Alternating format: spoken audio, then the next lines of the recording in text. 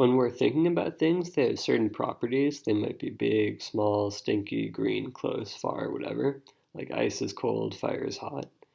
And one interesting property of something to consider is that it actually exists in the world. And what separates this from the other properties is that it doesn't affect our idea of the thing.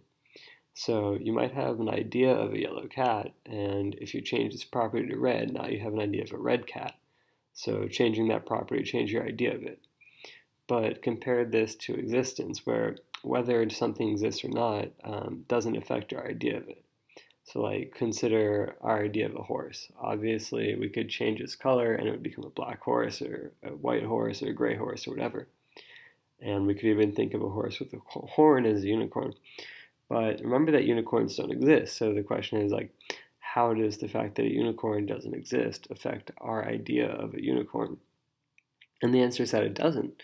Our idea of a unicorn is the same regardless of its property of existence outside our thoughts.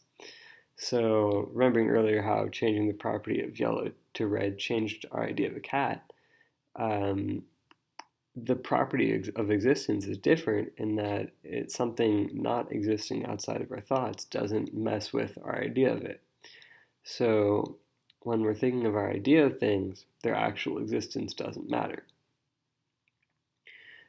From a philosophical standpoint, this might be useful as a response to certain ontological arguments about the existence of God. But I think those are pretty old, though, unlike video games, which are pretty new. And so what's cool about this is that even though the champions in League might not exist, like Runeterra might not be a real place, Piltover isn't actually built on top of Zaun, and Singe didn't actually make Warwick a monster there, the idea of them still exists and doesn't depend on their physical existence.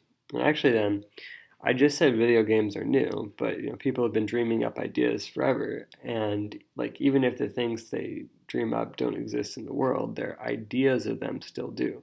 It's like any sort of movie, book, like even myths. It can be complete fiction, but our idea of them still exists, which I would argue is all that matters.